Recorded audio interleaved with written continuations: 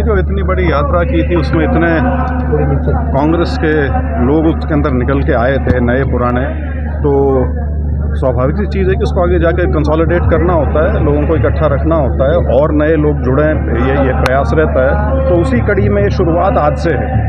जो हमने 23 जिलों का कार्यक्रम बनाया है उसमें पानीपत सबसे पहला है और ये उस हिसाब से ये पहला प्रोग्राम है। रोहतक वाला जो कार्यक्रम 27 तारीख को किया था वो था साथियों के साथ मिलकर आगे की रूपरेखा क्या बनेगी उसके बारे में सुझाव लेने का। तो वो जो कार्यक्रम उस मीटिंग से उभरा है उसकी आज ये शुरुआत है। कोई समीकरण नहीं, राजनीति आपकी कुछ हो, पार्टी कुछ हो, लेकिन आपके जो अपने सामाजिक या निजी संबंध हैं उनमें कभी कटुता नहीं आनी चाहिए। सद्भाव भी इसी बात का होता है। तो पूनिया जी से उनकी पुरानी जान पहचान है, वो राज्यसभा की उनको सांसदी मिली है अभी नई, तो उनको सिर्फ मुबारकबाद देने गए थे, इससे ज़्यादा कुछ नहीं। सर, आपको आपकी यात्रा के दौरान पूरे हरियाणा में क्या नज़र आया? लोग किस तरह का नज़रिया आगामी चुनावों को लेकर रखते हैं? नहीं, आगामी चुनाव तो खैर अभी बहुत दूर हैं, लेकिन जो नाराज़गी लोगों में 2024 चुनाव के समय भी थी या उससे पहले थी, वो अभी भी व्याप्त है, यूं की यूं, बल्कि शायद उसमें बढ़ोतरी हुई होगी। लेकिन जो भी कारण रहे लोगों के जो उन्होंने सोचा था उस हिसाब से नतीजा तो नहीं आया था, तो अब दोबारा से एक जद्दोजहद है लंबी, तो और लोग तैयार हैं बिल्कुल। हालांकि बहुत शुरुआत में एक आ गया था जी अभी तो बहुत लंबा समय है, 4 साल हैं, अभी से क्या ज़रूरत है शुरू करने की, लेकिन लोग तैयार हैं, कांग्रेस का कार्यकर्ता तैयार है। सर, प्रदेश जो है आपको एक नई कांग्रेस में नई जोश और नई उमंग के साथ देख रहा है, लेकिन क्या समझते हैं कि हरियाणा के अंदर कांग्रेस की गुटबाजी खत्म नहीं हुई? अभी भूपेंद्र सिंह हुड्डा ने कल ही बयान दिया है कि सुरजेवाला मेरा साथ दे, सुरजेवाला बोले हम 20 साल से साथ दे रहे हैं, अब हमारा साथ। नहीं, वो बयान नहीं था, वो जो प्रभारी जी ने कांग्रेस की जो गवर्निंग बॉडी की मीटिंग बुलाई थी उसका एक वो वाक्य है बड़ा दिलचस्प, और उसके पीछे असली चीज़ वही है, जनरेशनल शिफ्ट। जनरेशनल शिफ्ट तो होना है, तो उसको तो समय को तो आप रोक नहीं सकते। बाकी चीज़ें अपनी जगह हैं, धीरे धीरे हो जाएंगी सॉर्ट आउट। अब संगठन वगैरह करीब मेरे ख्याल से अब तो प्रदेश का संगठन बचा है, बाकी तो करीब सारा बन ही गया, जिलों का भी और ब्लॉक स्तर का भी। तो ये धड़ेबाजी आपको धीरे धीरे कम होती नजर आएगी। चीन में प्रधानमंत्री आ रहे हैं जी, रैली करने जा रहे हैं, बड़ी हाइड्रोजन आज रेलगाड़ी की सौगात देने वाले हैं।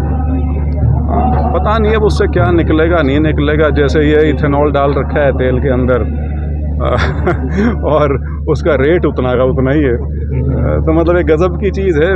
बीजेपी बड़ी कमाल की पार्टी है इस मामले में। फर्टिलाइज़र की बोरी का वेट 5 किलो घटा के कहते हैं देखो हमने रेट नहीं बदला, 5 किलो निकाल लिया उसका। इसी तरह से ये है इथेनॉल वाला, अभी हाइड्रोजन का है। वैसे तो चलिए अच्छा है, क्योंकि नई टेक्नोलॉजीज़ जो हैं, ग्रीन टेक्नोलॉजीज़ जो हैं, उनका आने वाले समय में प्रयोग करना पड़ेगा, क्योंकि ईरान की जो अभी लड़ाई हुई अमेरिका के साथ, इजराइल के साथ, उसने आपको ये दिखा दिया कि आपकी निर्भरता यदि तेल पे इसी तरह बनी रही तो ये आपके लिए, आपकी अर्थव्यवस्था के लिए घातक साबित हो सकती है। तो आपको अलग अलग तरीके तो ढूंढने पड़ेंगे। सर, चौधरी साहब ने आपको राजनीतिक विरासत आपके हाथों सौंप दी, लेकिन भूपेंद्र सिंह हुड्डा का मोह नहीं टूट पा रहा। नहीं, इसमें मोह वगैरह की बात ही नहीं है जी।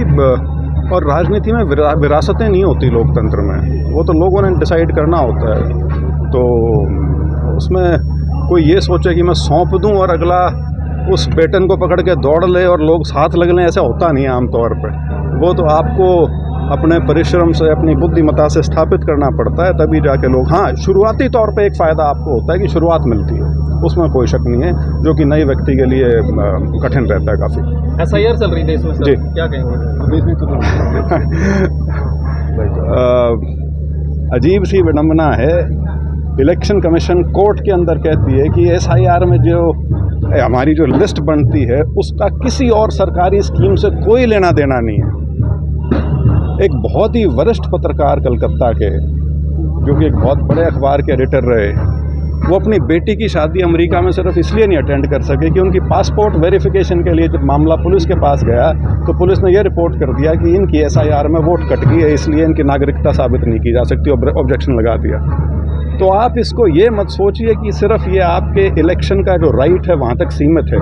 इससे जो सरकार की जितनी भी स्कीम्स होती हैं लाभदायी, जो लोगों को जो बेनिफिशियरी ओरिएंटेड होती हैं, उसमें बंगाल ने कह दिया, असम ने कह दिया, बिहार ने कह दिया, कल को और कोई प्रदेश कहेगा कि जिनके नाम SIR में नहीं हैं वो इन स्कीम्स का लाभ उठाने के लिए पात्र नहीं माने जाएंगे। तो आप सोच सकते हैं इसका आयाम कितना फैला हुआ है और जिस प्रकार की बेरुखी अपनाई जा रही है। और देखिए, मुझे शिकायत है सुप्रीम कोर्ट से, ये कह देना कि 27 लाख वोट कट गई, कोई बात नहीं, अगली बार डाल लेना, क्या मजाक है यार ये। मतलब इसी तरह से इलेक्टोरल बॉन्ड 6 साल बाद आपने फैसला दिया और ये कहा कि ये गैर कानूनी थे।